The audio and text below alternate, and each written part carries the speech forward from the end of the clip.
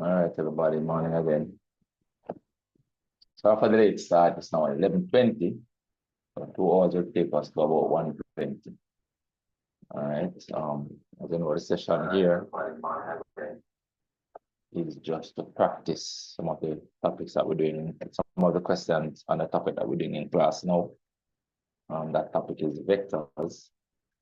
And so I'm going to be working through some of the questions that I sent in the group for you to try, for you to do. But it doesn't matter if you get them right or wrong. What will happen is that you will learn from your mistakes once you attempt them. And as usual, even if you did not do them, for I'm doing them now, you are to still do them even after I do them. Because at the end of the day, you have to do the questions. Watching me do them is never ever enough.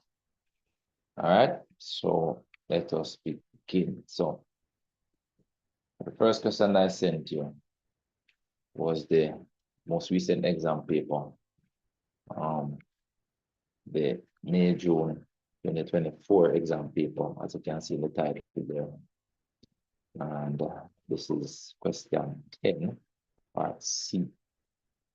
Question 10, part C. Part A is matrices, and part B is vectors. And question 10 will always combine matrices and vectors. Just that sometimes the matrices questions will be application, or they apply matrices question and application of transformation.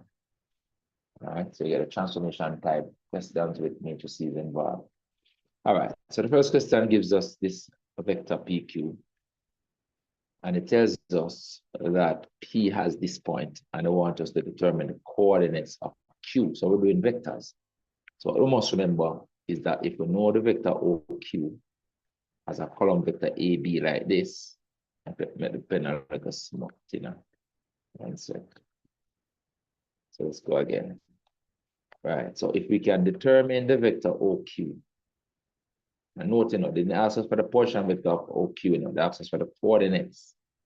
Coordinates are always written like this. So the position vector turns out to be AB.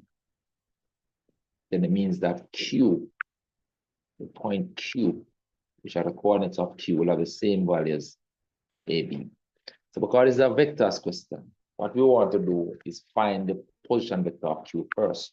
In this case, I can call OQ, I can call AB, or work it out, but I'm just showing you that if you get the position vector, then you automatically know the coordinates because they will have the same values. So I showed you, well, if they give you the point P here, coordinates, and P is the point -2, 3, that therefore means that the position vector of Q, of P, sorry, OP, will have the same values in the column vector, -2, 3. What it is, we're going to combine these two things to find the vector, to find the position vector of Q, and then we will know the coordinates of Q. So that's the approach we're going to take for this question.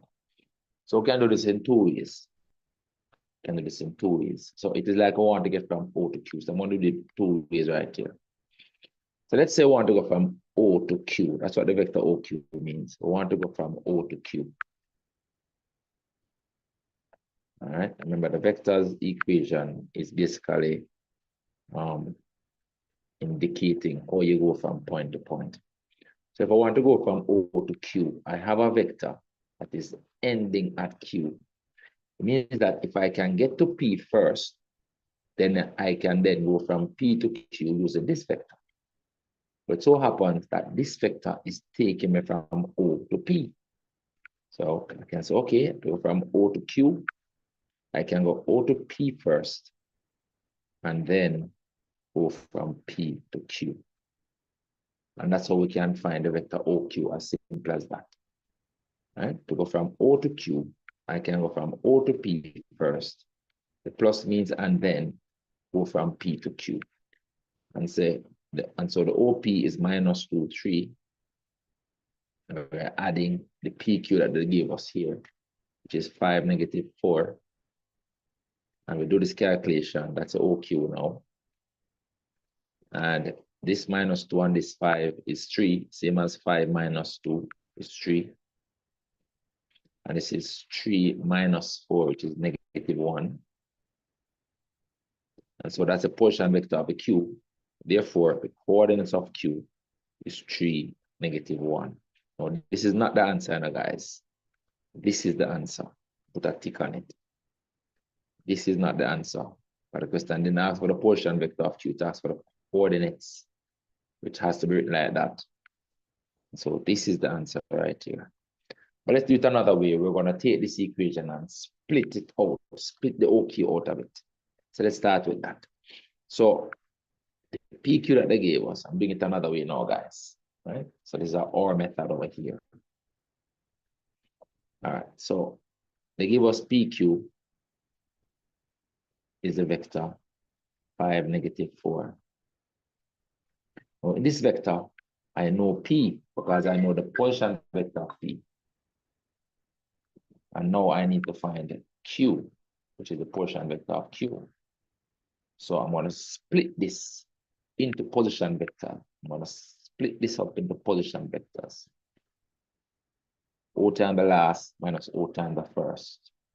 So I'm going to do it as OQ minus OP. And then that becomes equal to 5, negative 4. And to make OP the subject, I will take this OP and transfer it there to leave OQ as the subject. And so my OQ is going to become 5, negative 4. And then I add this OP over here. And that leaves OQ as a subject. And then the OP really is just this vector. I'm going to put the values right beside it in red, right here, minus 2, 3. And so I am now doing 5 minus 2 is 3, just the same. And minus 4 plus 3 is negative 1, just the same. And so you see, we get the same vector here, doing it another way. All right, I just need to take a call, guys. Everybody understand that? Everybody go to that? Yes, sir. This is 2 ways. All right, let me just mute the mic a little bit. I have to just make a call. Sorry about that. It work related. All right, so just give me a second.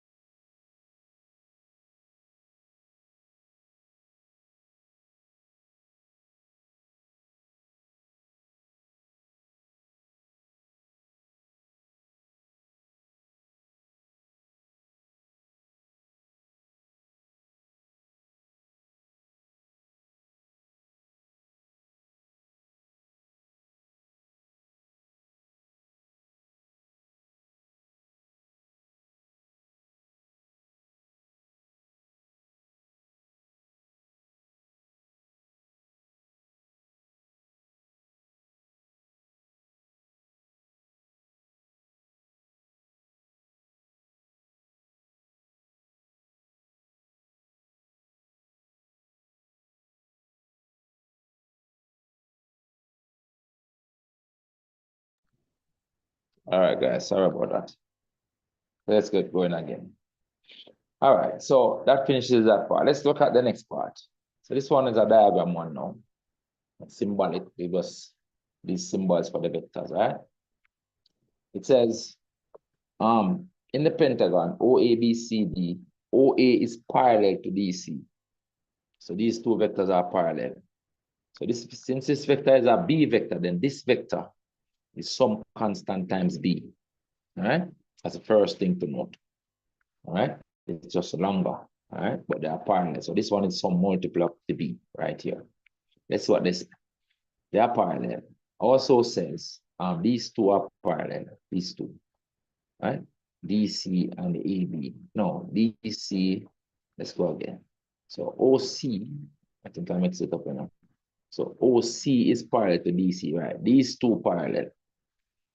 And these two parallel. This one and this one parallel. These two parallel. Okay. So it means then that this one is something times the A as well. Some constant times the A. All right. So we know that. That's what this is. They are parallel. So one is a multiple of the next. It says OD is 2 times AB. See, this line is twice this line. So automatically, no reason needed. It's almost like common sense. This vector down here is 2B. Right? Because if the OD is twice as long as the AB, then the vector here is 2 times this vector there. Simple.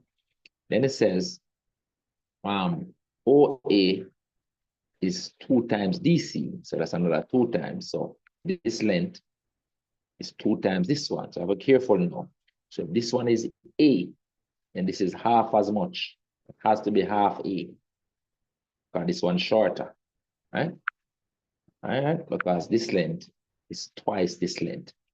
So the shorter one must be a fraction of the longer one. So this one, the vector is half A. Everybody good so far with that? That's the first thing we need to clear. Everybody good with that? Yes, sir. All right, good. So we established that before we start. Then it says, find in terms of the A and the B, in the simplest form, the vector AD. So all we need to do now is look at the diagram and see how we go from A to D. Or remember, if we know the position vectors of the 2 points, then we can use O times the last minus O times the first. And this is the case with this one. It is A to D. So the diagram would say come minus A, that's minus A, plus 2B, plus 2B. That would be the answer now, looking at the diagram. Minus A plus 2B. But if you're using position vectors, since we know them, because the position vector of D right now is 2B, and the position vector of A is A. So we know the position vector. So we can use position vectors to do it. So this AD would become equal to OD minus OA if we're using the position vectors. That's O times the last minus O times the first. And some of the persons who send me the work, they are putting a plus inside here. It's supposed to be minus, guys, minus. O times the last minus O times the first, all right? So pay attention to that detail. Then now the OD would be 2B. So that is just 2B minus the OA is just A. That's A. So that is the answer. Notice that I'm underlining my A and my B.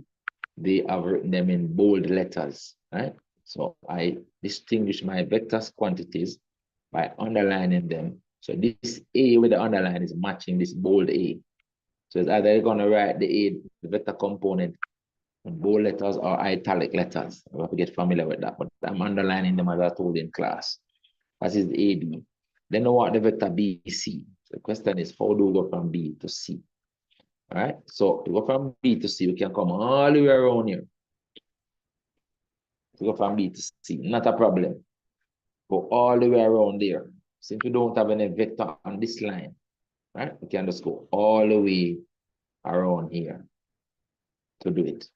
All right, if we're using the diagram, or we could use OB, OC minus OA to do it, because OB would be A plus B and OC would be 2B plus half A.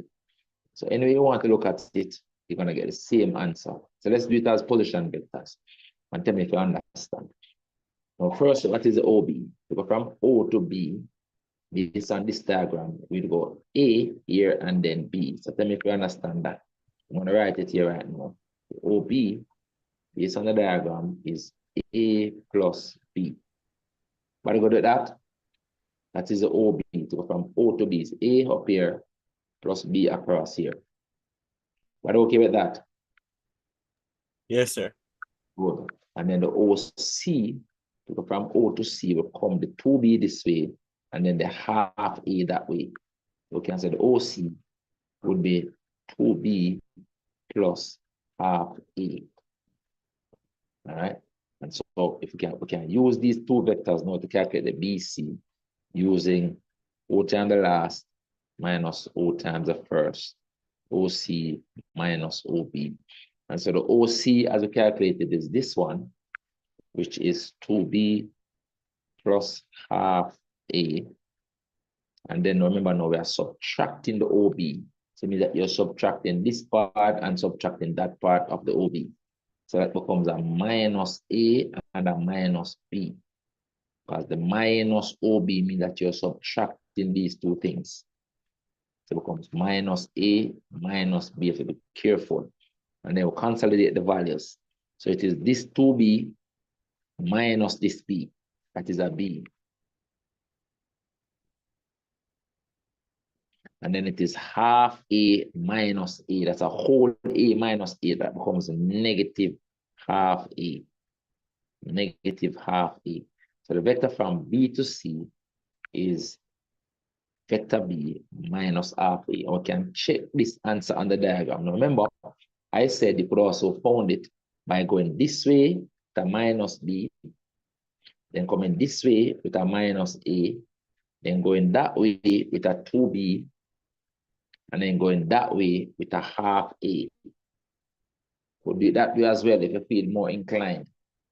But I understand that one. If I do it that way, I still will get 2B minus B is B, and I would still get minus half A, minus A plus half A is minus half A.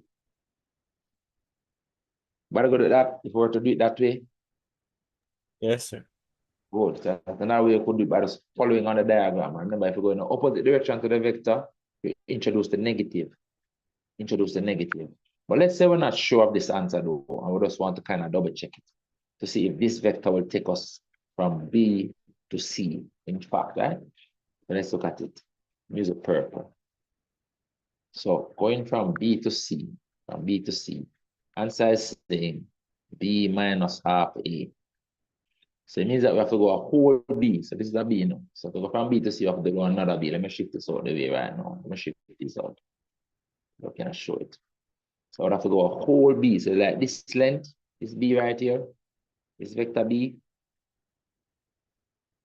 I have to put one of it here.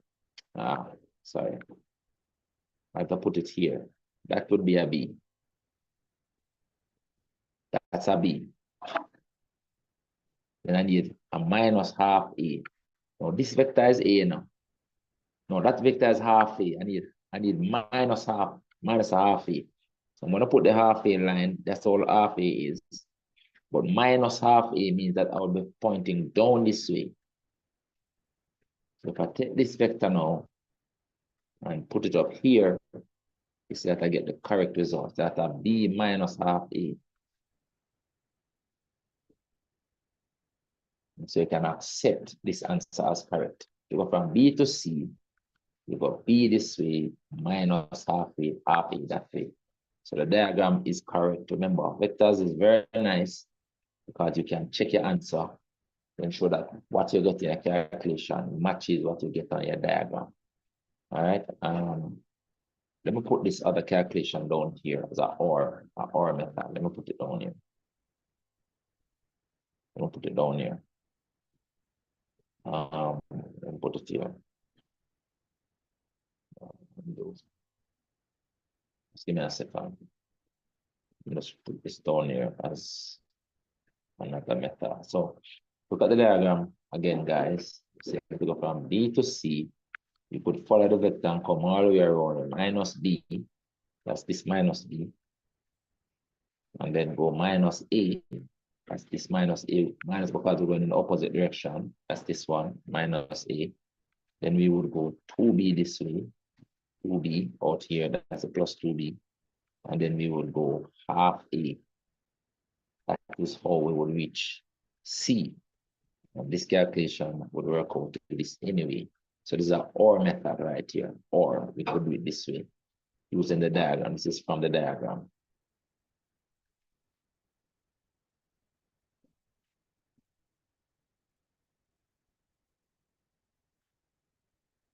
All right, this one is calculation. O times the last minus O times the first. But have to work with what OC is first and what OB is, right? That's what we did up here. All right, good. Let's continue.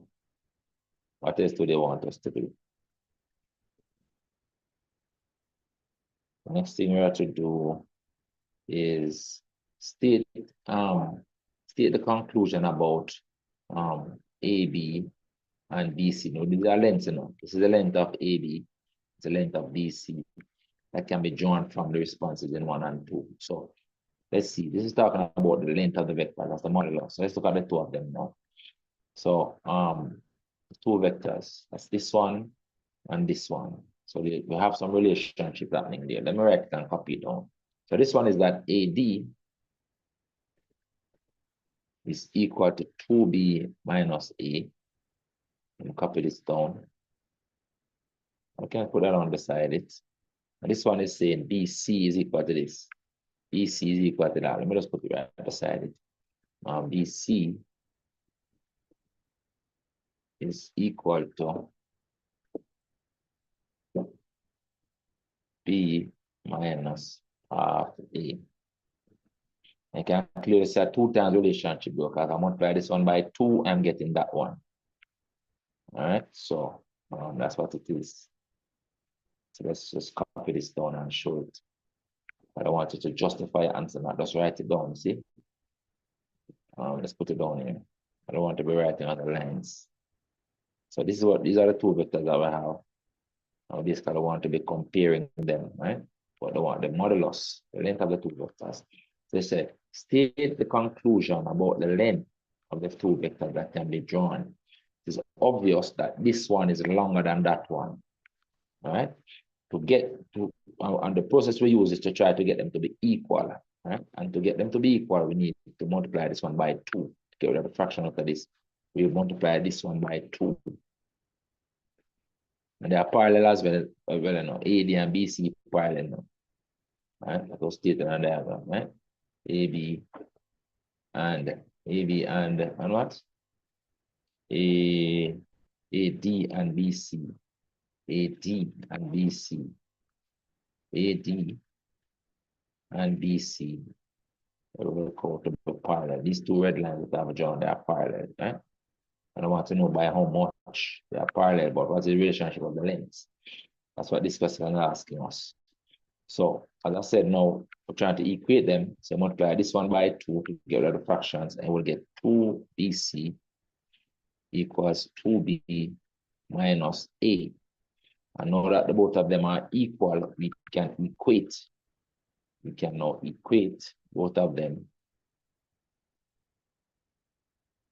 And you get the relationship that AD is 2 times BC. So you get now that AD is 2 times BC. All right, and then from here now, to get the length, we take the modulus of both sides. So we take the modulus of both sides now. You get that the modulus of AD is equal to the modulus of 2 times BC. And when you take the modulus, you're really talking about the length of the lines of the vectors. You can drop the arrows, the vector, drop the vector direction out of it. So you get in AD is equal to 2 times BC. And that's the length. Without the modulus, that talking, you can just write it as AD and BC. And this means that AD is twice as long as BC, right? And that's what they wanted to write here, right? AD is twice as long as BC, and this means the length, right? So you can maybe just state the conclusion. You can maybe write that the modulus of AD is 2 times the modulus of BC. Right? You can say that, write it that way, or you can write out in words and say AD is twice the length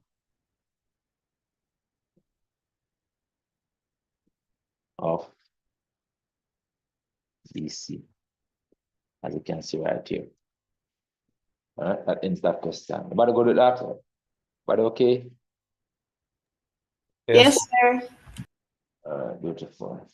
Let's look at the January 2024 paper. And I'll give you that one as well.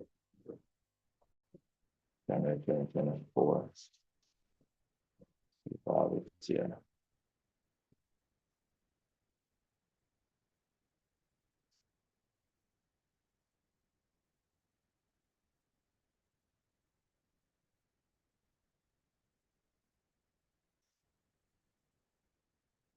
It is just part A on this paper. January 2024. Let's go. This question says, in the diagram below, O is the origin. O is the origin. And EF is 2 times. OE is 2 times EF. So OE is 2 times EF. So look at what we can do to see that there are actually a total of 3 parts on the line. So this length is 2 times this length. Right? So we can say, okay, let's put what I've said on the line. This length is 2EF. So this is 2EF.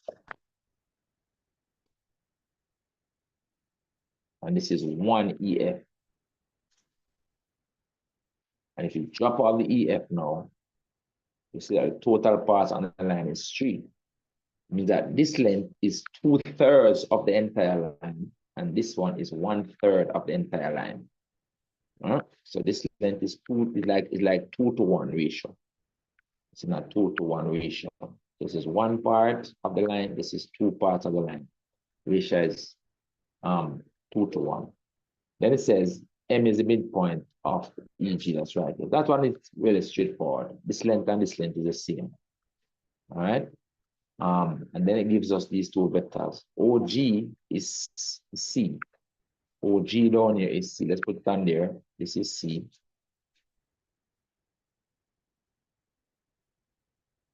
And OF is D. So all of this up here is D. Now, if all of that is D, and this is 2 parts, this is actually 2/3. This is 2/3 of the line, and this is 1/3 of the line. You know? So it means that the vector here becomes 2/3 of D. So this vector is therefore 2/3 of D. And this vector is 1/3 of D. All right, and that's the first thing we want to establish those parts, those fractions. All right, and the line is in the ratio 2-to-1. All right, so far so good. Are you good? So far, Yes, sir. we need to establish that, and then we can start answering the questions. So these are our vectors. All right. Remember, this is the midpoint. This is the midpoint on this line. All right. Question says we have to find FG. So that one is easy because we know the portion vector of the F and the portion vector of the G and the F. We know both of them. So when we know the portion vectors, we can use O times the last minus O times the first. This one is just OG minus OF. If you want, you could look at the diagram and say, how do I go from F to G? I have to come down here, which is a minus D, and then go across here, which is a plus C.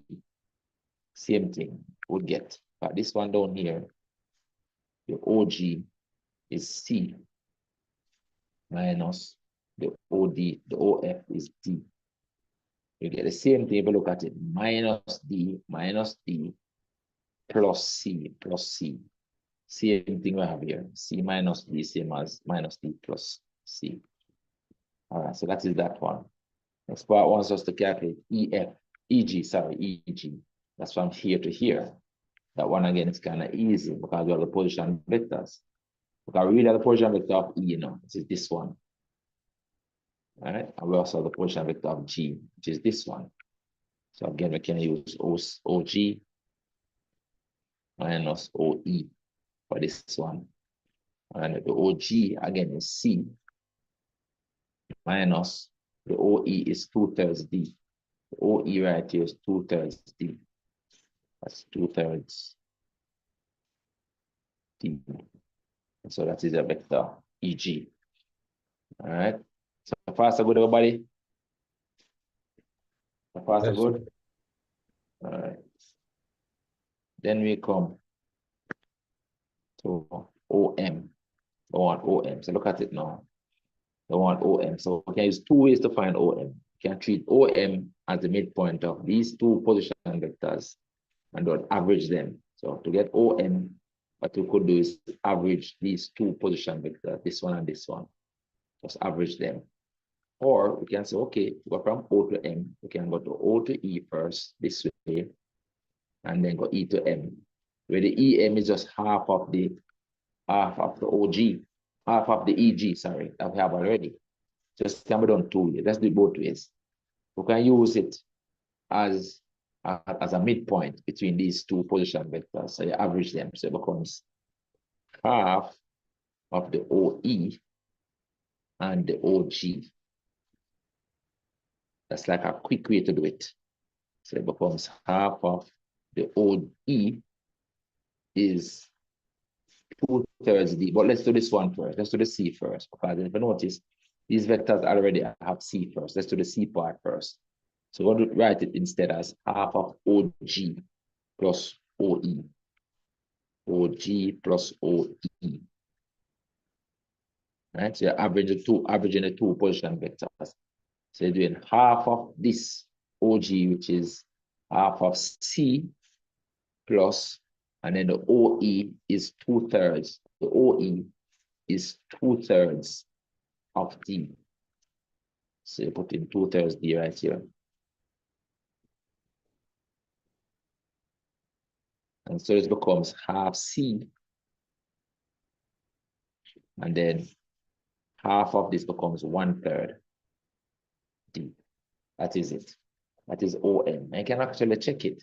Check if half C plus a third D would take you from O to M. Let's check it. Half C. Let's write it. Half C plus a third D. It's telling us it will take us from O to M. Let's check if it is right. So it's saying go 1/3, go half of C. Starting at O, go half of C. So we're not talking about the midpoint of C here. That is half of C. And then now a third D will be like this length. That's a third D. So if I take this and I just move it down here and check it, you see that voila, just about right. Just about right. This is like a third D. So you can accept that answer based on the diagram. Right? But let's now still look at another way we could do it, which is to say go to O, go to E first, and then go to M using half of the EG. Just to show another way to do it, you could actually use a diagram. So instead, we could say go from O to M. We could go from O to E first, and then go from E to M. Right? O to E, and then E to M.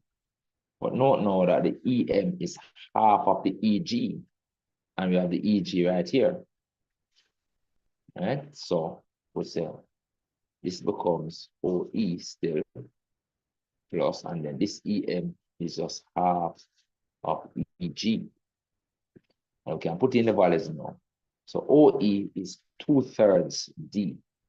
See there? OE is 2/3 D.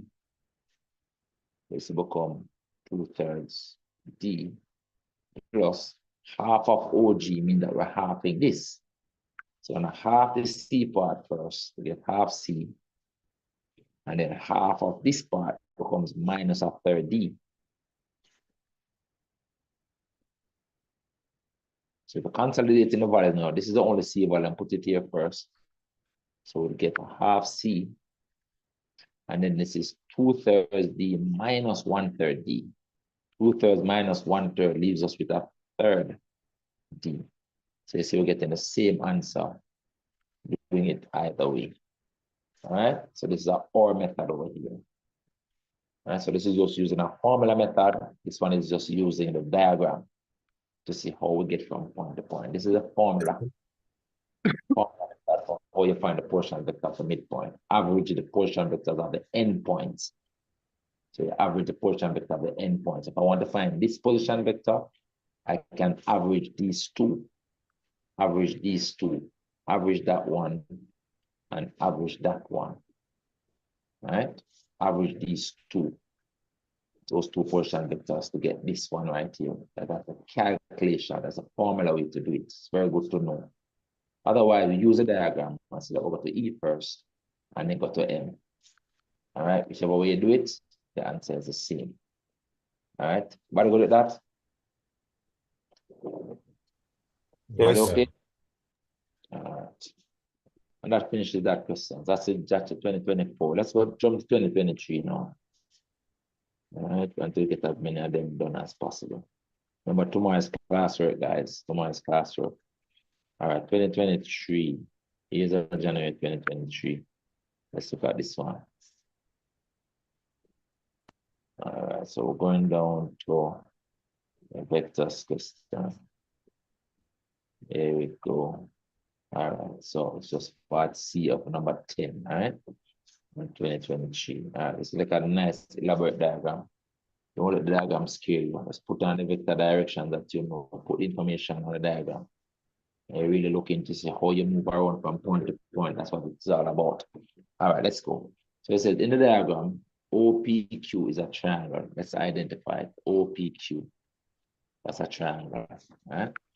And it says ARB and AOQ are straight lines. So ARB, that's a straight line. And O and what AO or AOQ is also a straight line. So that's obvious, right? So what they are saying up here is obvious. It says B is the midpoint of PQ, which it looks like that, right? This point is the midpoint of PQ, means that this length and this length is the same.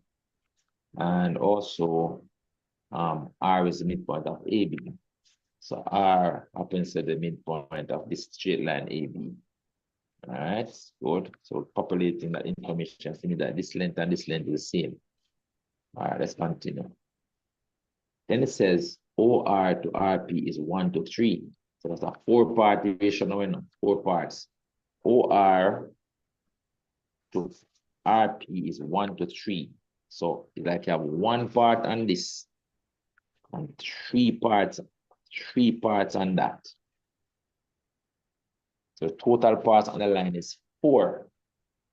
So it means that OR is 1/4 of OP. Let's write it up here. OR is 1/4. Based on this information, OR is 1/4, 1 out of 4 of OP.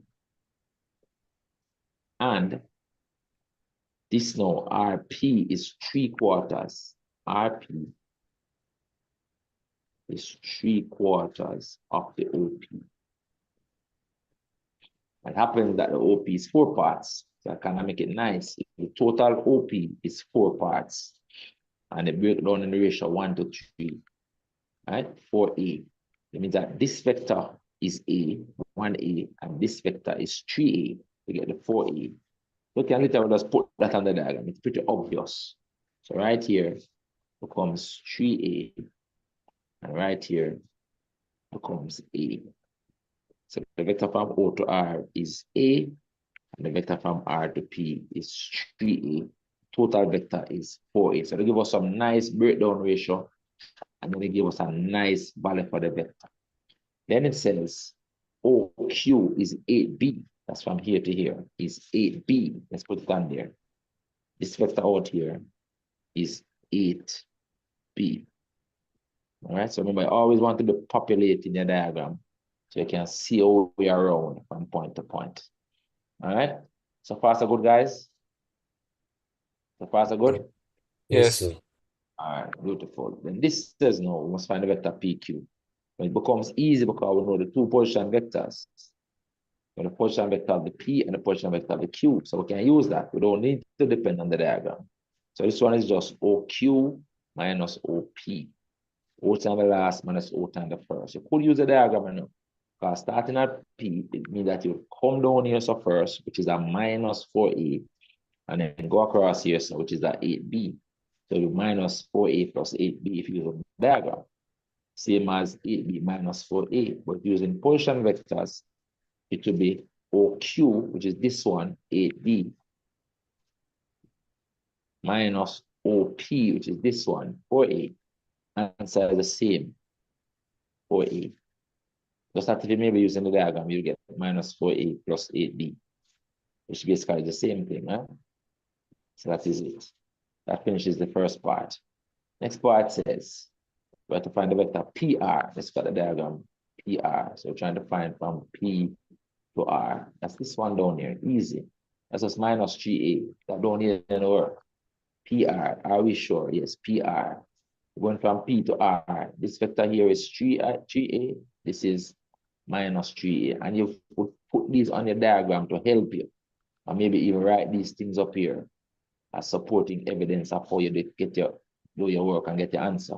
But this one clearly is just minus 3A. Because it's going in the opposite direction to 3A. But I go to that, I'll give you 2 marks for that thing. But you would have already deduced it by recognizing these things and breaking down this vector into A and 3A and putting it on your diagram so that becomes a part of your solution. All right? Got to go to that? Yes, sir. All right, beautiful. Then the one RB, let's look at it now, RB. So we know the position vector of R. Do we know the position vector of B? No. So let's look at it now. Go from R to B. What we can do, remember what we have now? We have PQ. So let me show you something now. When you calculate this vector PQ right here, it is as if you now know this road. You now know that vector. You can now travel along this path using this vector. I now know it. And you can go a part of it using a part of that vector. All right? So once you calculate it, you now know it. You now know this part. You can travel along it using this vector. Think of it that way. We now want to go from R to B. Right? We want to go from R to B. Look at the diagram. Remember, when you don't know the position vectors of the points, you use your diagram to see how you go from R to B. You try to travel along the vector direction that you know. We're going from R to B. So to go from R to B, I would say go here first, using the 3A, and then go here, using the RB. But the RB is half of the PQ, not RB, the PB, sorry, half of the PQ. So it's R to P, and then P to B. Let's write it up here, so it's in front of us. Let's put it right here and then copy it down. So I'm saying to go from R to B, I will go from R to P first, yes, on the diagram, and then go from P to Q. P to R, sorry. P to R. Right? Go from R to P, and then go from P to B. All right, in foolishly, start over. Let's go again. We go from R to B.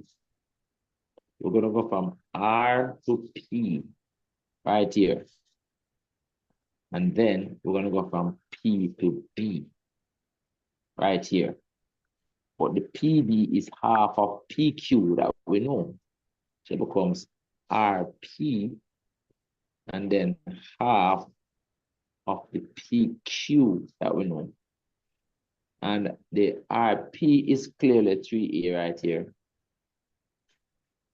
And they want half of PQ. Remember, PQ is this, you know. I want now half of it. We're putting half of it right here. So it's half of this is going to become 4B minus 2A. That's what half of this vector is, half of this vector. Then we consolidate the values. So this is the 3a minus a minus 2a is a, and then you're adding 4b. I can check if this makes sense, if it's correct. It says go 1a and 4b. 1a and 4b. That's what we need to go from R to B. Let's test it. So it's like a 1a. Remember, this is a A. You know. Let me zoom it up for you. This is the length of a A. All right. So going one of that. So I'm going to just copy it up. Going one of that. And then I must go 4b. 4b is half of this length. So 4b is half of this line. So let's say half of it is about here. Just estimating this as half of that line. So if I copy this length up here, voila. See? Takes it out to B. I mean, it's not exactly perfect, but you know, it kind of proves it. This would be a A, and this would be a 4B. That takes it from R to B. So you can accept that answer.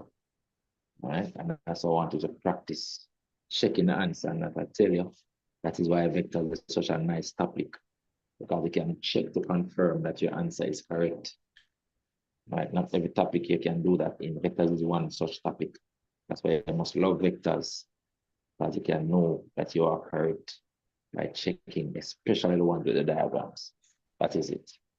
But good? But okay with that? Yes, sir. Yes, sir. Good. Let's look at June 2023 now. Let's look at June 2023. Come on, device. June 2023.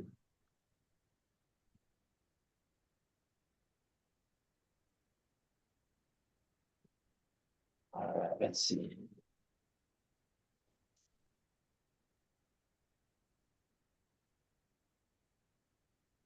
All right, here we go. All right, so the first part is, what's that? Transformation. All right, yes. We did these already. And now vectors. By the time I finish the program like that, I would have gone through all the past paper questions at least one time, you know, at least the most recent past paper questions. And then we're going to do all of them again, mock exams and so on, right? All right, let's go. This question gives us some vectors, no diagram, right? Sometimes you can put in a diagram for yourself to make it kind of easy and you can see a way around. So this says the following vectors. It says the following vectors are defined as shown. So WX is this one, XY is that one, ZY is that one. All right. It says determine each of the following. It says write other than this vector, a vector that is parallel to WX. Remember, if it is parallel to WX, a multiple of WX, you know. They said don't write this one. So write a vector, any vector. So just write it, right? Just write a vector that is parallel to WX. Okay, just write maybe 2WX. Will be parallel to WX. 2WX will be parallel to 2WX. So we're going to put 2 times this. Right? And that is equal to 10 negative 2. That's it. If you want to write 3WX or 4WX, any multiple of WX, so I put KWX. In fact, a nice way to do this is okay, it is KWX, where K is any integer, or K is any real number, but not equal to 1. Okay, I don't want it to be 1, if everybody don't know about this one now. So K is any real number, not 1, and not 0 either. If you have 0, you really don't have it. All right, so you don't want it to be 0. I don't want it to be 1. So you can say any vector, not 0 or not 1.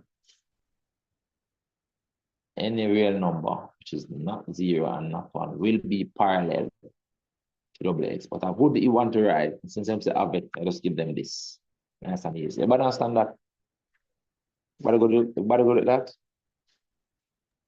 Yes, sir. You could put 4 times that, you could put 5 times that, but I think most pros will just put 2 times that. I want a vector that is parallel to it. A vector that is parallel to it is a multiple of it. You can even go half of it. But keeping it simple, just go 2 times and done. All right, but understand that.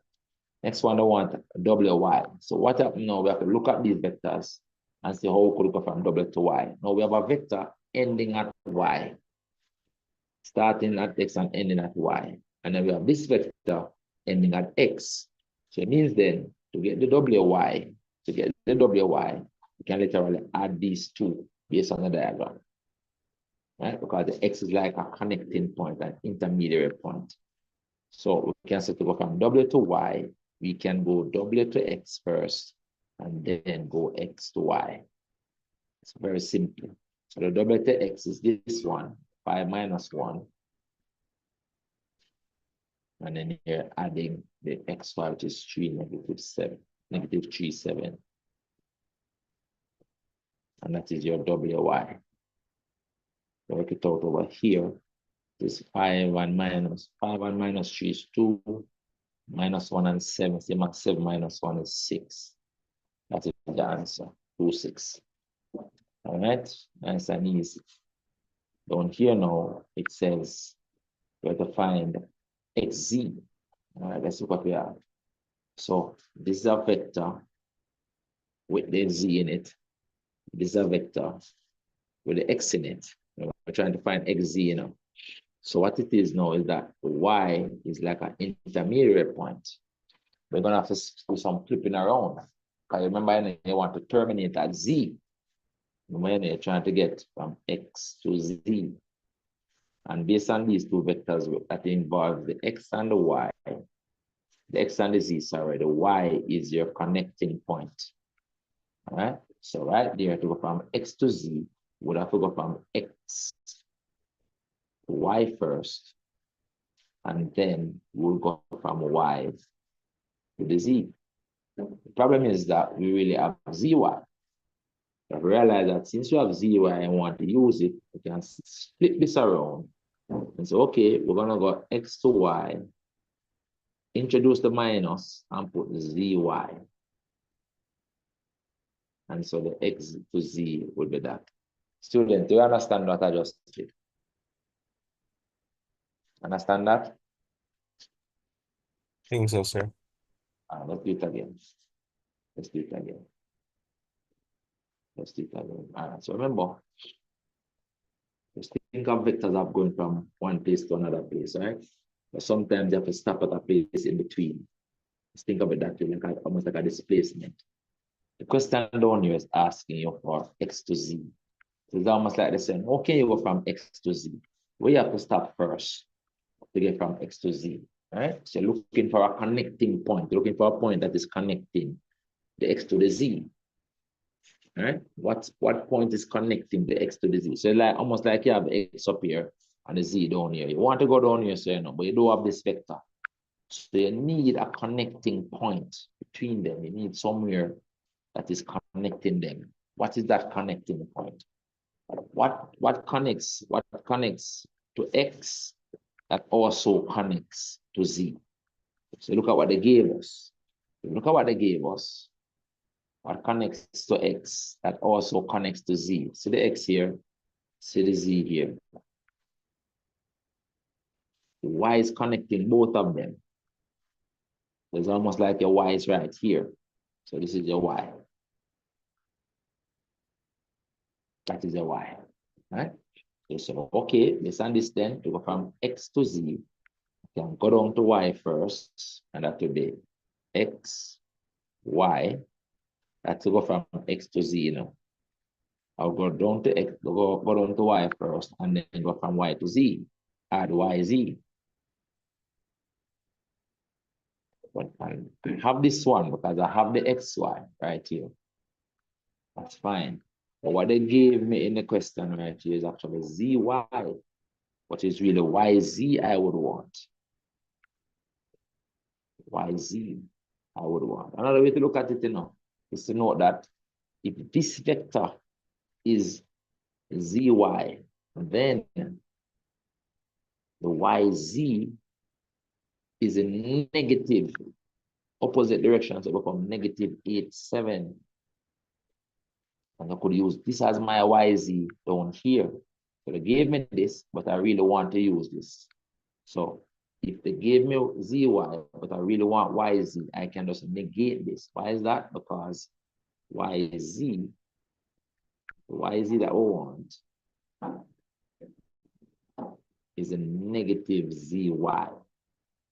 That's something in vector that you have to know. It's the inverse. And so you go in the opposite direction, you introduce the negative when you go in the opposite direction. So if this is ZY, then it means that YZ is that one. Notice I've changed the sign on this to the negative. But understand that. But I go to that. Yes, sir. Good. So I could use this YZ down here in my calculation, this YZ. Can use it down here. All right. So let me put this up on the screen a little bit further. Just showing you another ways. All right. So instead, I could go XY, which is this negative 3, 4, negative 3, 7, sorry. And then add the YZ, which is now this negative 8, 7. Negative 8, 7. And then I will get negative that and negative that is negative 11. 7 and 7 is 14. And then that will be my answer. I hope you understand that a little bit better now. You can understand that a little bit better now? Guys? Yes, sir. All right, so good. That's what. Then here now, they want the modulus of y of xy. Xy again, xy is this one, right? 3, negative 7. Then the negative 3, 7. The xy is negative 3, 7. And this means I want the length of it. So it becomes equal to the square root of the 3 squared and the 7 squared. That's what it becomes. Whatever that work out is the answer. Look at it this way. The diagram of it. What this means in a guy, this vector means is that if you have a point X right here, and you want to reach Y, that go 3 units to the left, go 3 units this way, and 7 units up, 7 units up this way. And that is how you arrive at Y. So this is the vector. That will be XY. And what is it that you're trying to find the length of this one? That's what this means, the length of that red line. So if you use Pythagoras theorem, that's why it becomes the square root of 3 squared plus 7 squared. Because using Pythagoras theorem to find this length. This distance in is 3 now. And this distance in is 7. So the length of this red line using Pythagoras theorem becomes the square root of this side squared plus that side squared, which then is equal to this. So whatever that works out to is the answer. I don't actually work on the actual value now, but the answer will be in units. Not the right units for the length. So that will be 49, 77, 49. This will be 9. So that will be 58. Square root of 58 units. So I'll give them that as the answer. 58. Because 77 is 49, and the 3 squared is 9. 49 and 9 is 58. Very good at that. I could leave that as the answer.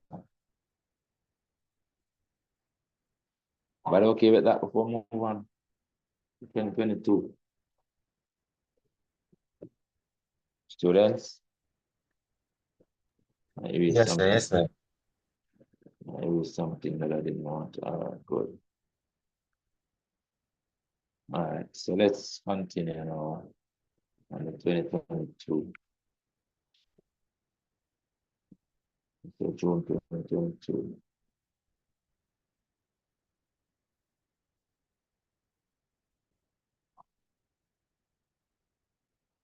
I'm Remember, guys, you have to go and work these questions all over again.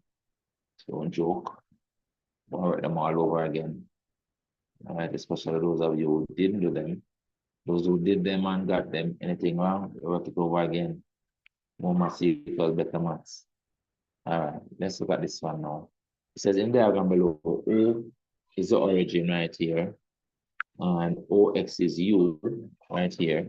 OX is U, and OY is V. So this is V right there. It says OX and OY are extended so that X and Y are the midpoints of OA and OB respectively. So it means that this length is twice this one. So it means then that this length and this length is the same. And this length and this length is the same. So inside the same length and the same direction, if this vector is U, then it means then that this little piece right here is also U. And if this vector is V, then this piece here is also the vector V. So then everything across here is 2V, and everything up here to A is 2U. 2U. All right, so that's what we know. Let's say they want us to know. They want us to get Bx, the vector Bx, in terms of U and V. And we can, because we know the portion vector of B is 2V, V plus V. And we also know the portion vector of the X is just U. So because we know that, we can use position vectors and do it. So Bx becomes OX minus OB. OX minus OB. The OX is just this U minus the OB is 2V. 2V. That's how we can go from B to X. And we can actually draw it out on the diagram. Right? To go from B to thing, we can go a U first. So I can take this length, this U, and copy it across here. That's a U. This way. That's this U. And then we can copy this 2V length.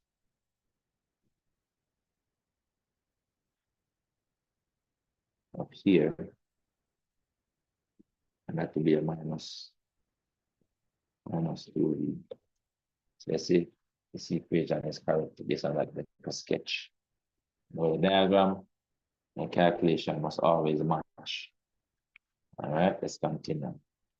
Next part says, it says YA and BX intersect at M, such that BM is 2MX. Let's look at it now. So there's two lines, YA and BX. They didn't draw it first. YA, that is this one, and BX, that's this one, intersect at M. This is M. And then it says BM is 2MX. That's a 2-to-1 ratio. You know, BM is a long piece. It's 2MX. That is at 3 parts. So BM is a long part. BM is a long part. So this is 2MX. This BM is 2MX. Sometimes I can put the equation on the line now. BM is 2MX. And then this now is just 1MX. That is MX itself. Right? So if I take off the MX now, you see that it's a 2-to-1 ratio. So this is 2/3 of the whole line, and this is 1/3 of the whole line. And we already have the vector Bx. See here, we have the vector Bx in it. So it means that we can travel along this vector if we want, because we have it. To come into here, that's just 2/3 of this, 2/3 of this. And if you're going here, that is now 1/3 of this. All right, it's quite simple. 2/3, 1/3. This is what I want us to do. So establish that and we'll put on the diagram. And by us doing this, we're populating our diagram with information, right? Which means 2/3, 2 parts, 1 part. What do I want us to do? I want us to get a vector Bm. Let's look at it now. Bm. Bm. So B to M is just 2/3 of this. Let's write it here and then copy it down, right? So based on that, the Bm that we want is now just 2/3 of the Bx. And Bx is this. So we're taking 2/3 of that now. So it becomes 2/3 of the U is just 2/3 U. And then 2/3 of this. The 2/3 times that. I'm going to give me -4/3. I'm going to get -4/3 -4/3 V. That is the Bx. I can test this answer in the diagram as well. Right? Because this is saying to go from B to M, we must go 2/3 U. All right, let's look at it. So this is a whole U, right? We'll do it in purple. This is a whole U. I want 2/3. So 2/3 might be maybe like around here. That might be 2/3 U, right? Let me copy this over. So starting at the B with that. Then I need to go 4/3. 4/3. Now that 4/3 is 1 1/3. This is 1 1/3 V. 1 1/3 V I want now. So let's look at it. So see here now, this is a whole V. And then I'm adding another third to it. This is 1 1/3. This is about 1 1/3 V, this one. So I'll copy this up. It should work. Putting it here. And almost, but cannot show you that way. You know, we're doing this is kind of a rough sketching. So this would be your, what did we say that was again? This would be our 2/3 U. We estimated it. 2/3 U. And this would be our 4/3, 1 1/3 V. See, taking us from B to M period. And this is a sketch that I did by hand. So I can accept this. Makes sense. The diagram of my calculation matching. So I can accept this answer as correct for my BM right here. All right, that's what else I want. I have to copy this down, right? I have to copy this down. This doesn't belong here. So I'm gonna cut and paste it down. This is a BM. Suppose I put where BM is supposed to be, which is right here. So that is a BM. All right, next part now says, using a vectors method, show that ym to ya is 1 to 3. And show all working. All right, so this is basically telling you what vectors you must use. You want to use ym and ya and show that it's 1 to 3. So we need to find ym. I need to find ya. Let's look at the diagram. Ym and ya. All right, so this is y. We need ym and we need ya. All right, so we need both vectors. This question kind of lengthy. All right, so to go from y to a is kind of easy. But we can just come across here with the -v and then go 2u up there, right? So that's one part easy. So we can write it down from now. The ya is just -v plus 2u. -v plus 2u. Or you can spin it around and write that's 2u minus v. That is the ya. What we need now is the ym. So we need now the ym. Not difficult. I remember we can travel along this road enough. I just calculated BM a while ago now. So to go from Y to M, I would say come out to B first and then go from B to M. So I'm put it over here for you. So to go from Y to M is the same as going from Y to B first and then going from B to M. B to M. The YB is clearly V, and the BM is what we just found down here. This thing is the BM. Just copy it back up then and use it. So this is the BM that we just found. All right, when the place is right here in the calculation, I'm adding that. It's a bit smaller, put it right here.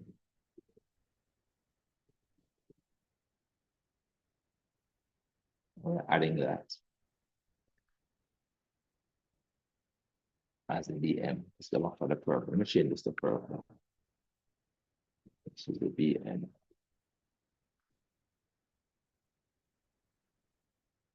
All right, so I'm adding these now, consolidating the values. So this one over here has the U first. I'm gonna put U value first, 2/3 U. And then I'm doing a V minus 1/3 V. A whole V minus 1/3 V becomes minus 1/3 V. Or you can write this V as 3/3 to make these two of the same denominator. You're going to say 3 minus 4, that's -1. It will become -1/3 of V. Any way you want to look at it, it is -1/3 of V. So these are my two vectors now. This is my Yn right here. So I can take this, copy this to here.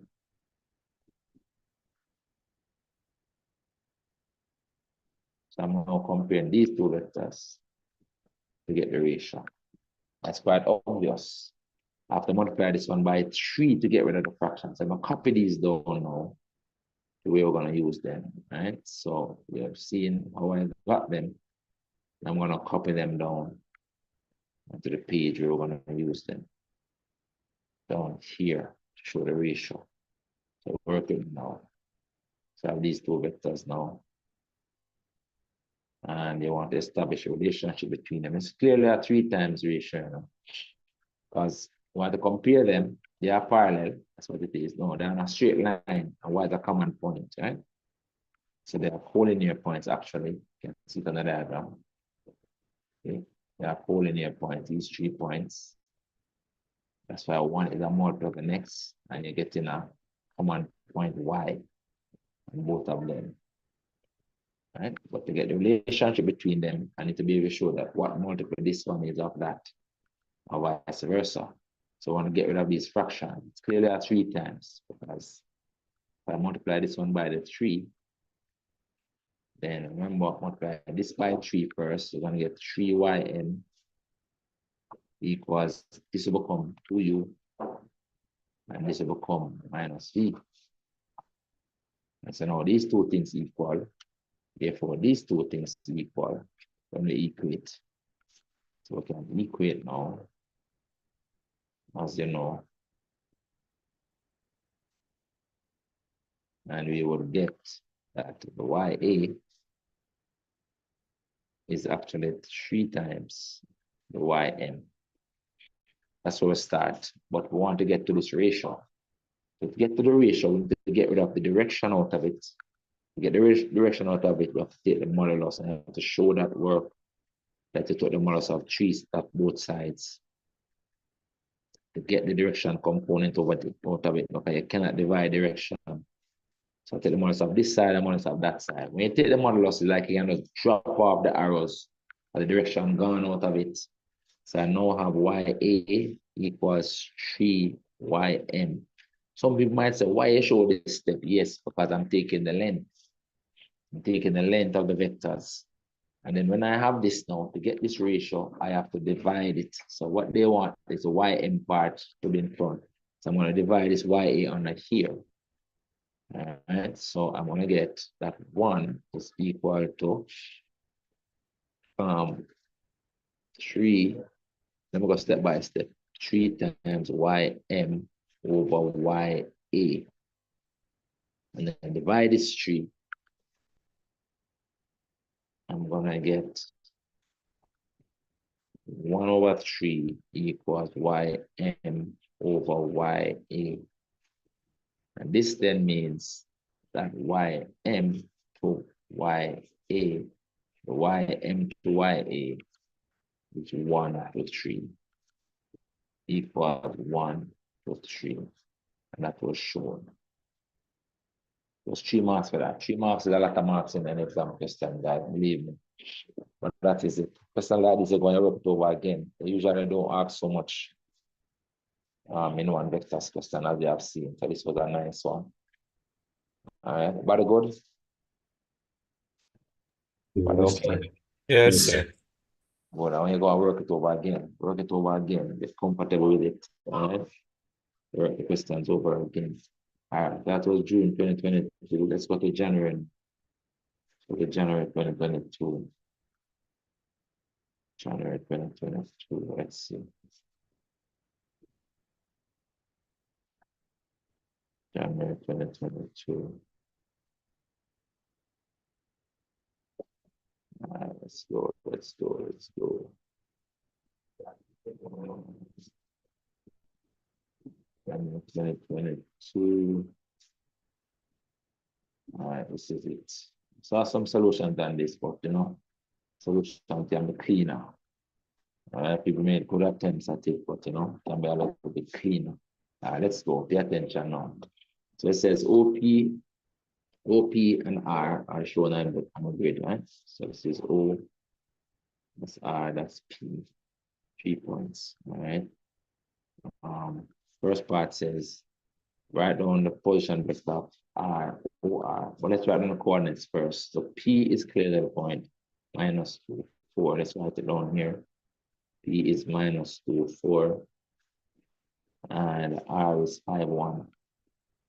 R is the point 5, 1. All right, now they're asking us for OR. So this is the coordinates. OR is going to have the same values.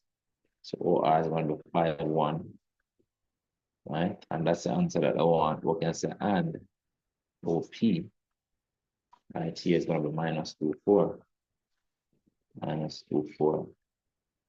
But this is what they're giving the marks for this one right here. That's the answer. Right? Let's put answer right here. This is the answer. I don't want it for the question. I'm just adding this. I'm not going to use it. Must use it. And this one says another point Q is located in such a way that QR is 2, -4. All right. And I want us to use the information, plot the point Q on the diagram. No, this one simply means to go from Q to R, starting at Q. It simply means you're going to go 2 to the right and 4 down to reach the point R. That's where you go from Q to R. But what it is that we know R, or don't know Q. So then therefore, to go from R to Q, since we know R, to go from R to Q, we're going to go the opposite way. So to go from R to Q, we're going to instead come 2 this way, and then go 4 up. Right? And 2 this way is a -2. So when I go on the diagram now, I'm plot 2 to the left, 4 up, go from R to Q. I'm going to also show a calculation way to do it. So 2 to the left and 4 up will take you to Q. Let's go on the diagram and do it. So 2 to the left, 1, 2 to the left, that's 2 to the left, and 4 up. 1, 2, 3, 4. That's where Q is. Yes, I must put it on the diagram. That is it. All right, 2 to the left, 4 up. Because it's a vector, 2 to the right, 4 down. It's from Q to R. Then the opposite direction, which is -2 plus 4. I'm going to take it from R to Q. That's what we did. -2 plus 4. And take it from R to Q. So Q is right here. Q is a point 3, 5. But let's do it by calculator. So everybody go to that method to just plot it on the graph. That's what they wanted to plot it. So this was a nice way to plot it. That was a nice way to plot it. So we use the vector here in red. And we say, okay, we really want to go the opposite way. So we use what is in blue to go the other way. To go from the R that we know to find the Q. But let's calculate it though. It's almost like we're trying to find the position vector of Q. So let's do it this way. All right, we're trying to find the position vector of Q. So it's like we know QR. Using a calculation method now, it's 2, -4. I want to get OQ out of this. So the same thing, I split it up, split it. Split this side into OR minus OQ. O time the last minus O time the first. And you put that back equal to the 2 negative 4. But this you want as a subject, you know. So I'm going to transpose this over this side and take this over this side and subtract it. So when I do that, I'm going to get the OQ on this side equals the OR on this side minus the 2 minus 4. And this OR we know is 5,1. This OR is 5,1. I'm going to just put 5,1 beside it. And then we're doing this calculation now. Right? So the OQ becomes equal to 5 minus 2 is 3. And minus 1 minus is a plus. It becomes minus 1 plus 4 is 5. Then the portion vector of Q is 3, 4. This therefore means that Q is a point, not 3, 4, 3, 5. And you could then go and plot the points 3, 5 on the diagram here. But I did it the easier way first by just recognizing that this vector means to go from Q to R, you go 2 to the right and 4 down. And so to go from R that we know to Q, you go 2 to the left and 4 up. And then starting at this point, we just basically plot it out, 2 to the left and 4 up.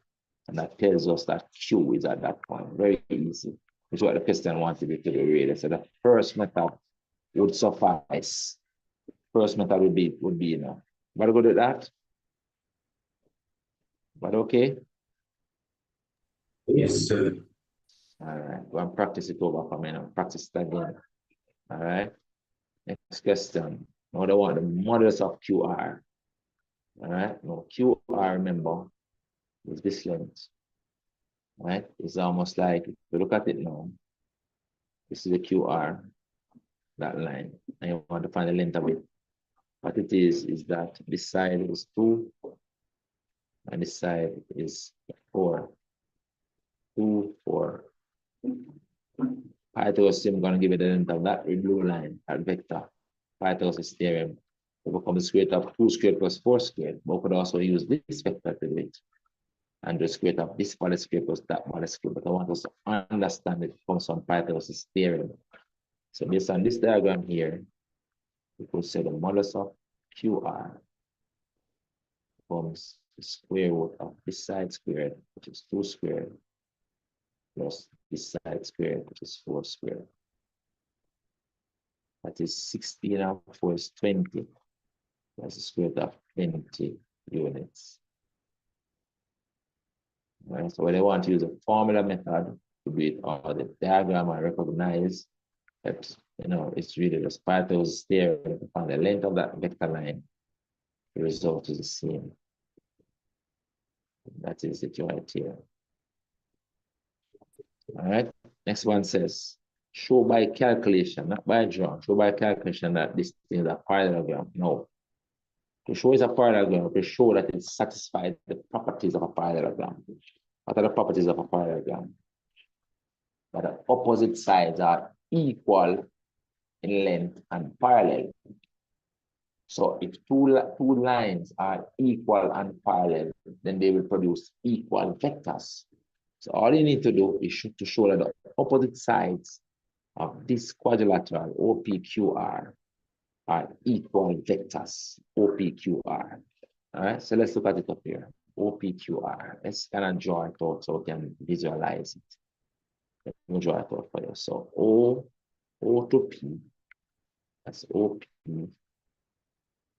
then to Q, to R, and then we'll close it right here.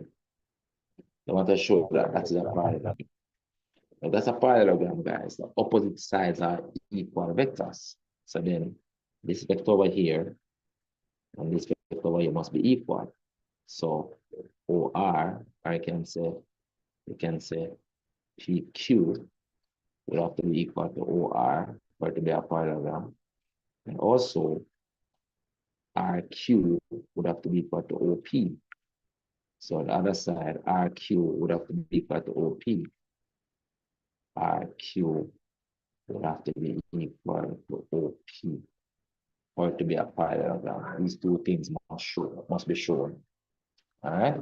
So to show that it's a parallelogram is to show this. To show this. That's what we need to show, this thing. Show that that is true. If it's a parallelogram, then this will be true. So I'm gonna copy this down. All right, that's what we need to show down here. All right, to show that it's a parallelogram, we need to show that the opposite sides are equal vectors. So watch me now. We already know the OR. We already know the OR is 5, 1. So we already know that this is 5, 1. We need to show that this is 5, 1. And we already know the OP is what's the OP? OP is right here. Minus 2, 4. So the OP is already minus 2, 4. All right, so let's go now. So we need to show that this is this, and that this is that. All right, let's do the PQ first in blue. So we're gonna say no. So we're saying that this is what we need to show. Prove that this is a parallelogram. All right. So we need to show that this equals that, and this equals that. And I'm leaving this on the exam paper and telling the examiner the premise on which I'm going to work with. So I'm going to work the PQ first. The PQ is equal to OQ minus OP. All right. How do I have it yet? We're going to work it out. The OQ is the 3, 5 right here. That's 3, 5 minus the OP is sit there, negative 2, 4. If we calculate this, this minus a plus, we're going to get 5, 5 and minus 4 is 1. See, so I've shown that this 5, 1. So this part is short, so we can put a tick on this one. So I've shown that the PQ is equal to 5, 1 as it should be. And then now we need to show now that the RQ is 2, negative 4. Let's do it here. So what I say, and the RQ, well, we have QR already. They gave us QR right here. And RQ is just minus QR. So we don't have to calculate anything. But RQ is simply minus QR. So we're doing minus the QR that we had was 2, negative 4. See? QR that we had was 2, negative 4. Right? So here the RQ is just minus QR. So you see, like you interchange these the direction and you introduce the negative. So this is going to give us minus 2, 4, which is what was said it should be, minus 2, 4. So we can take this as well. All right, and then draw a conclusion and say, therefore, shown that OPQR is parallel. That's a symbol for parallelogram. So I'm giving it to them like that. But with that, but okay. Yes, sir. So remember, go and work the questions over again. If you didn't get it, if you didn't understand it, now you do. All right. You have to practice these things and then get comfortable with them. So don't just take it that I do it now, I explain it and you understand it. That's not good enough. You have to go and do it now from scratch for yourself. Work it out and get it for yourself. Don't be lazy. Don't joke. All right. Down here now is made to see. So we're done.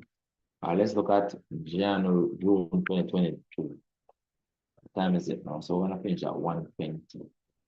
I still have a good half an hour left. Beautiful. So we're gonna get a couple more questions done.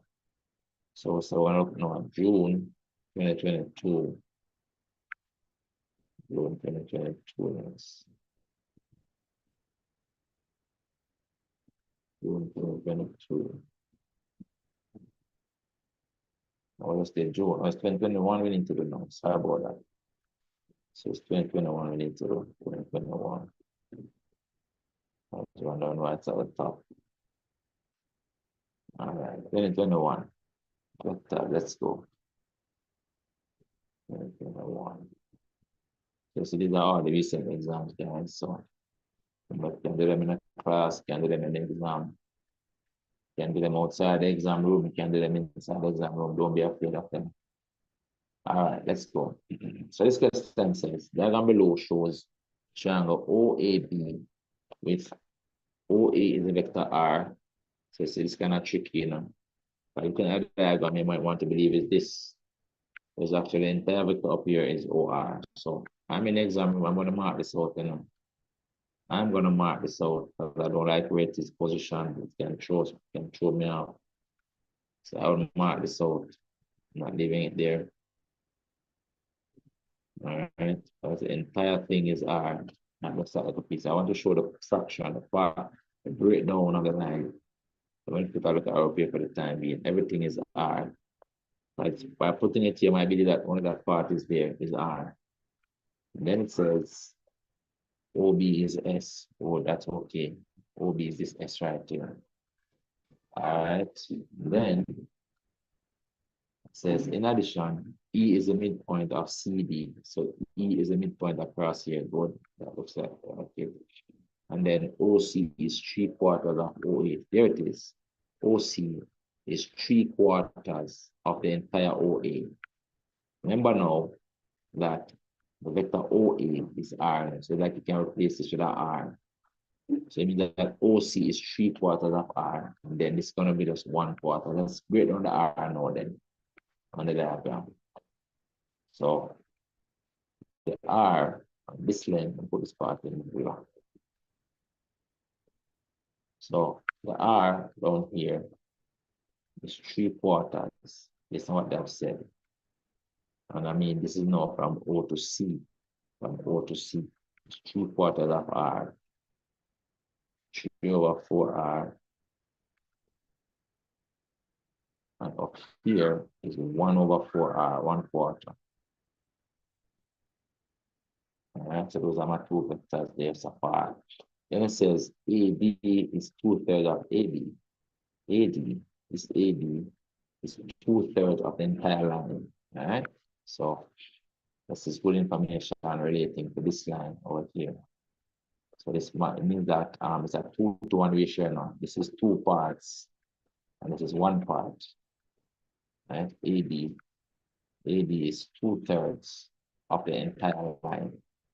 So it means that this is 1/3. It means that down here is 1/3 of AD. All right. So yeah, 1/3 and 2/3. This is 2 parts. This is 1 part. 2/3 and this is 1/3 of the entire line. All right. Let's go. It says, right, in terms of R and S, the simplest form an expression for CD. So I'm looking to see that if I have those position vectors. All right. So I do all the position vector for D. They didn't give it to me, right? I have a position vector for C, but because I don't have a position vector for D, I'm not going to use that method. I'm going to use a diagram to show over from C to D. That's what I'm going to do. All right. Basically, I'm going to have to come here. All right, let me split it up for you. I'm kind of thinking ahead, but let me split it up for you. So to go from C to D based on the diagram, I'd have to go C to A first, and then A to C. All right, A to D. Oh Lord, A to D. Let's go again. I don't like to start bad. To go from C to D, I have to go C to A, C to A, and then A to D, A to D. But this AD based on here is 2/3 of the AB, and we can't find the AB. However, the portion vector of the A and the B. That's why I work it out here. They didn't ask us for it, but let's work it out. The vector AB is OB minus OA. Normally, they would have asked for it, but they didn't ask for it this time, but we need it. And the OB is S minus the OA is R. So because S minus R.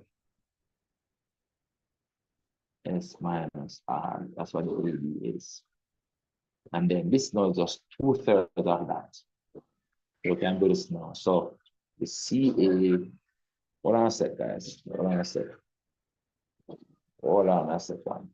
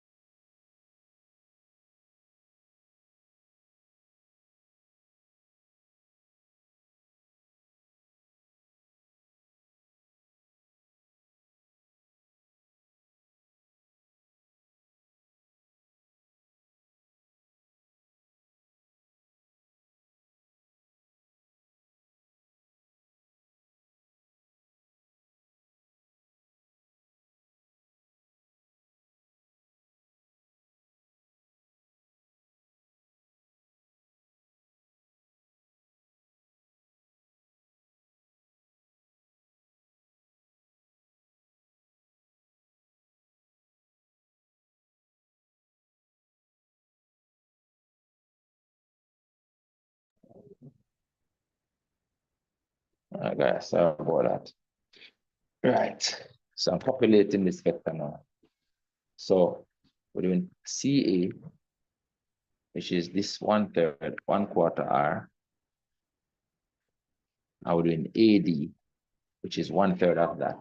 Let me write the AD over here. The AD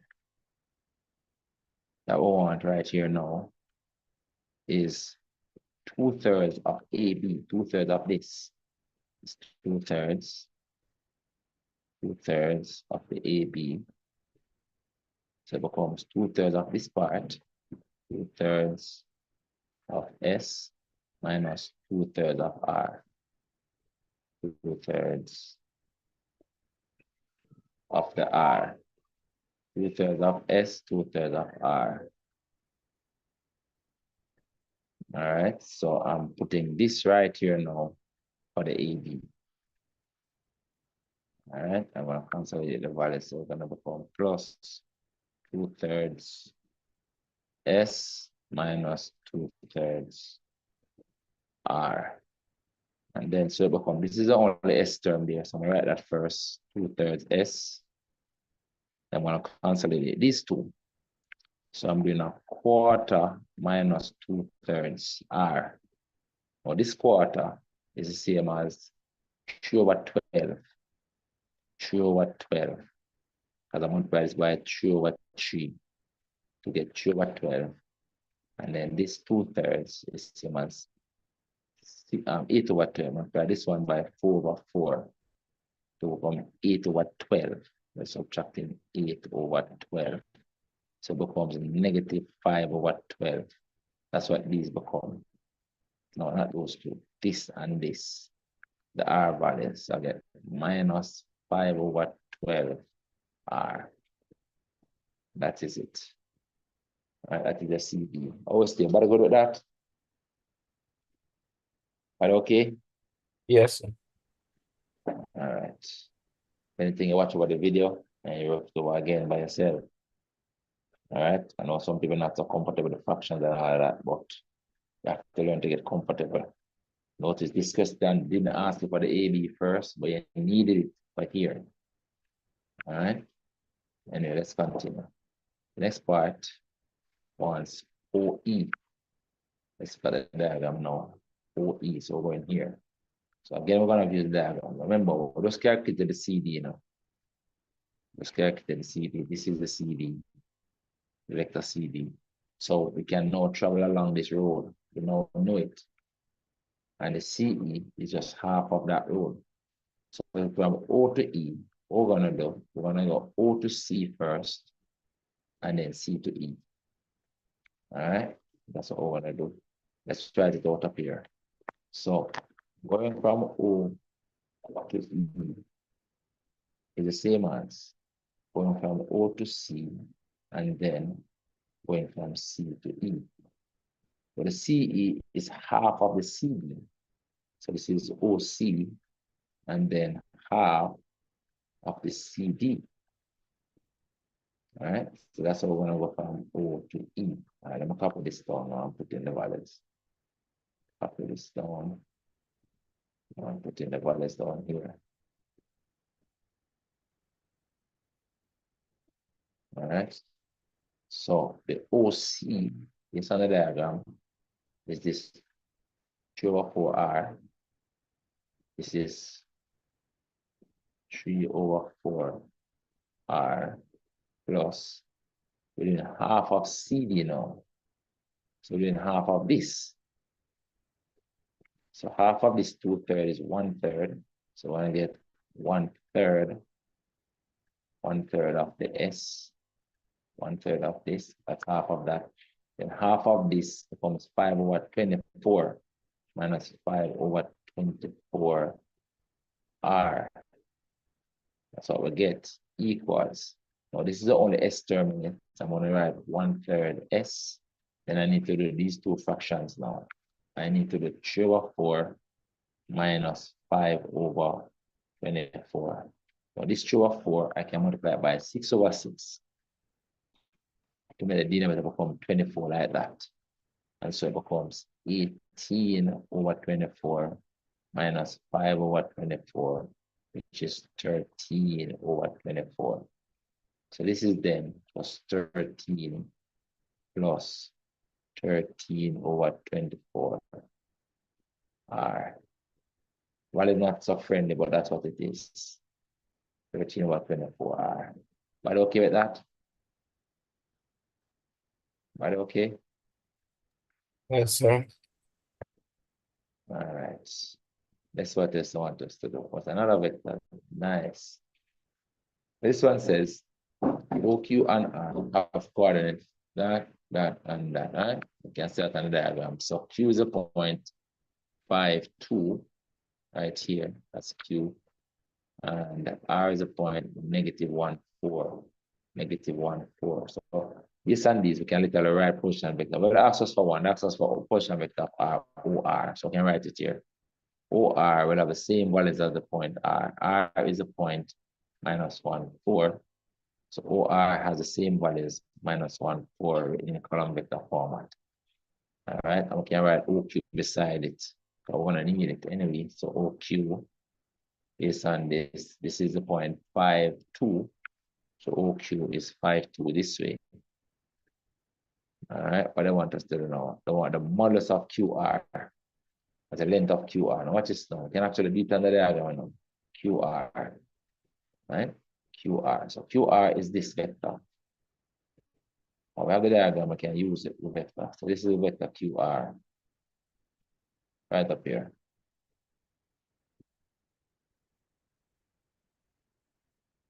It's broken down into these two components. Put them on in purple. This is the horizontal component. And that's the vertical component.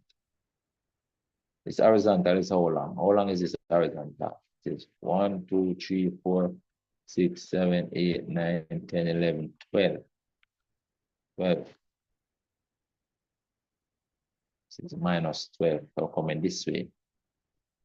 And this is 1, 2, 3, 4. Go up.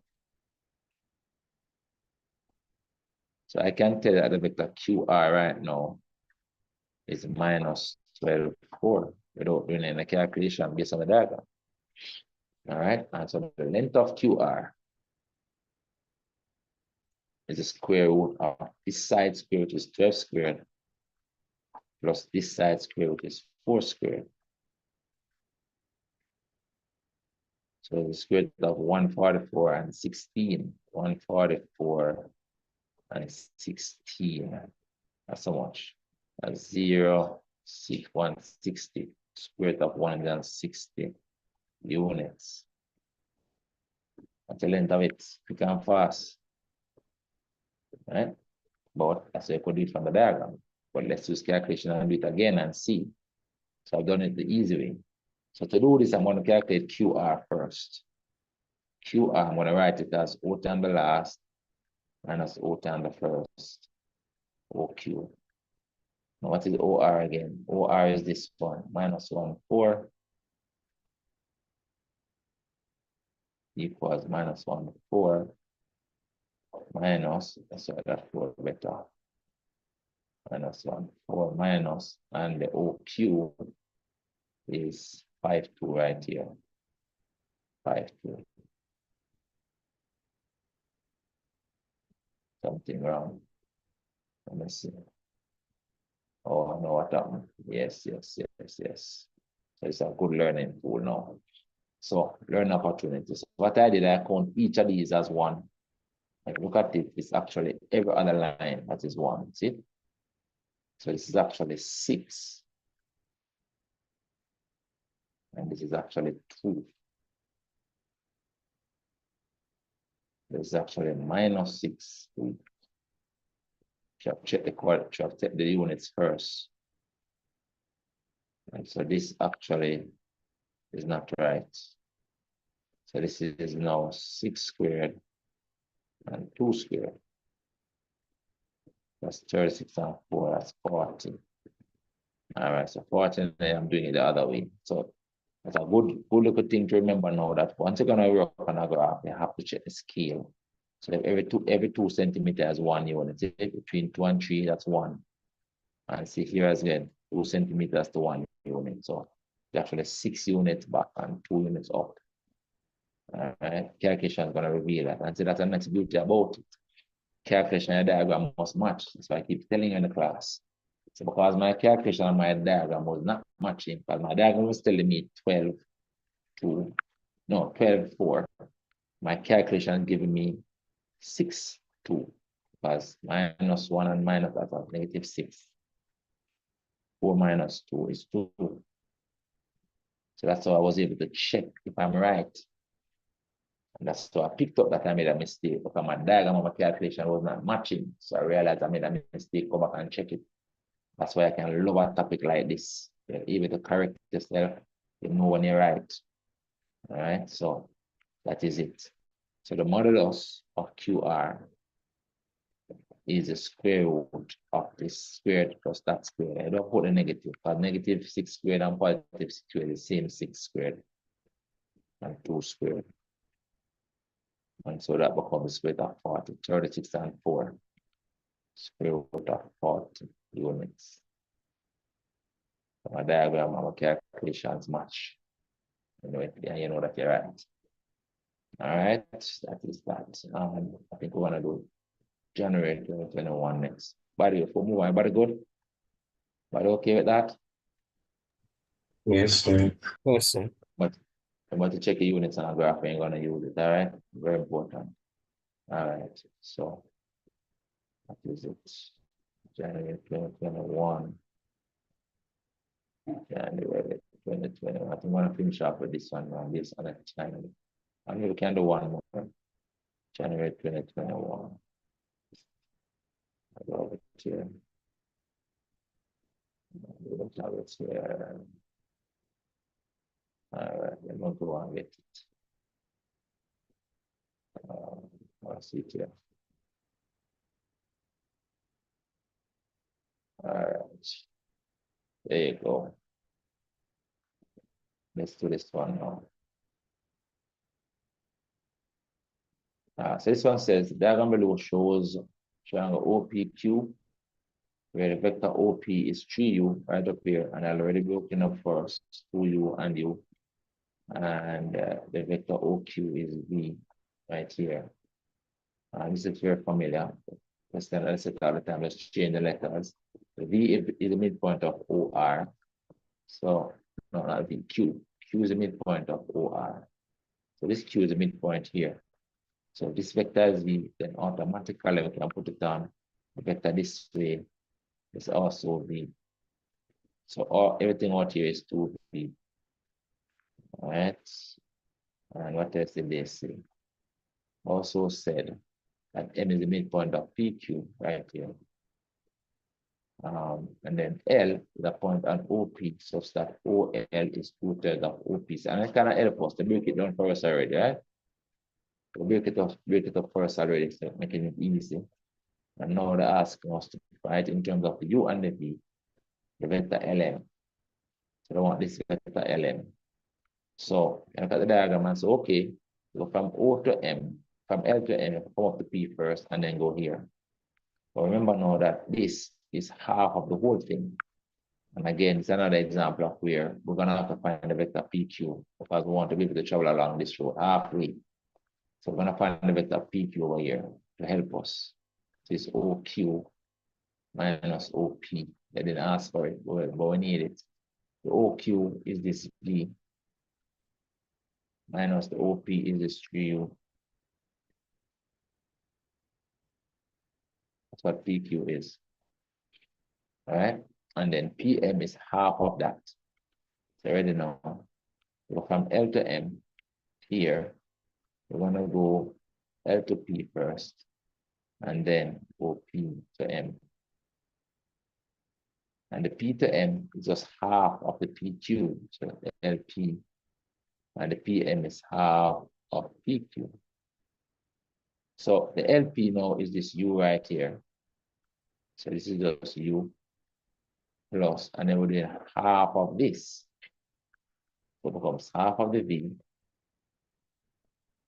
and then half of this is minus 3/2U. Consolidate the values now. So this is only V term there, so it's half V. Now this is like a whole U minus 1.5. So that's -1/2 U now. Or you can see this as 2/2. May them have the same denominator. And then it's 2 minus 3 is -1. So that becomes -1/2 U. And again, I can check if this is correct. This is saying go half of V. See V here? Let's mark it. This is a whole V. We need half of it. Half of that is to maybe about here. Move that up. Half of a V. And then subtracting half of a U minus half U. So this is a U. Right here is a U. I only want half of it. Or this. And I'm going opposite direction. So I'll copy this and put it here. You see, it's kind of working out. So we can accept an answer like that. All right. But I'm just estimating. And it shows basically like that. All right. So I can accept that answer based on the diagram. Next part wants us to find PR. Let's put the diagram PR. We want to go now from P to R. That's one easy. We have the two position vector, right? We have OP is this 3U up here. And we have OR is this 2V down here. So we can just kind of subtract them, right? So this is O times the last OR minus OP. The OR is 2V. 2V. I was subtracting 3U. 2V minus 3U. 2V minus 3U. That is PR. All right, then it says prove that L, M, and R are collinear.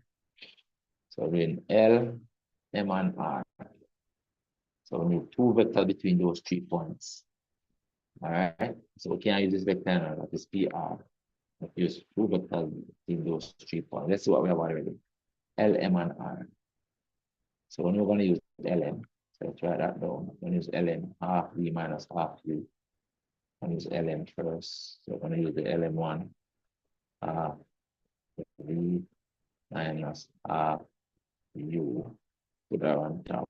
And we need another vector with R in it. So it's either LR or MR. Either LR or MR. Let's see which one is easier to find.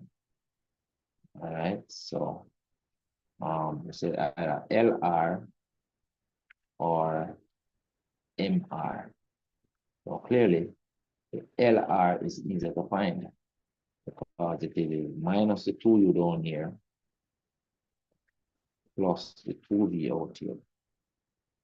Obviously, we don't need to calculate anything to get LR. It's minus 2V plus minus 2U plus 2. I can go the other way and say it is this way. Out here with a 2V minus 2U this way, minus 2U. So it's 2V minus 2U. Anyway, you want to look at it. Or I could use quotient vector. Look at, the quotient vector of this is 2U. And the quotient vector of this is 2V. So we could use it as well. Anyway, take it. LR is easier to use. So I'm going to use LR, which is the OR, which is the 2V, minus the 2U, which is the OL. So it's OR minus OL. That's 2U. So it's 2V minus 2R. The OR, as I said, is 2V, and the OL is 2U. So now we want to compare these two vectors. And remember, when you're comparing vectors, you really want to bring them to a point where you can equate them. I would normally say get rid of fractions first, but the whole objective of being able to completely compare these two things is to make two vectors part become equal so that they can equate. Now you must realize that these numbers are easy to work with. If I multiply this one by 4, it's going to become equal to that one over there. So that's what I'm going to do. I'm going to multiply by 4. This first equation and get it equal to the next one. So I can equate. So I multiply this one by 4 so that it becomes equal to the next one. I multiply this by 4, get 4 LM equal, multiply this by 4, I get a 2V, multiply this by 4, I get minus 2U. So now that these two things are equal, it means that this is equal to that. Those are now equal. So we can say then that the LR is equal to 4LM. So we can say therefore, or let's say we equate, let's try to equate them.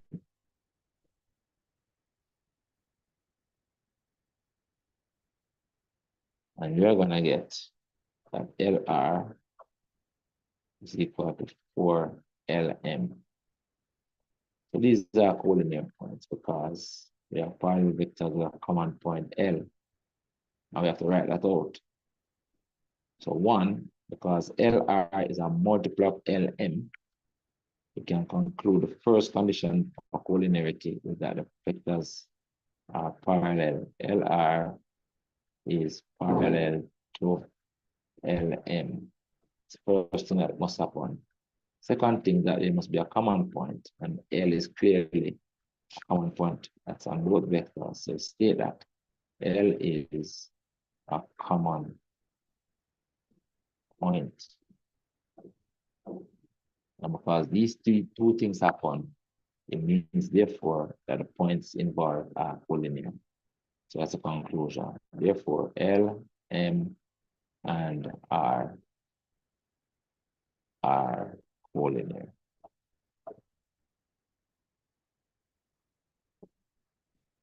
Points are collinear.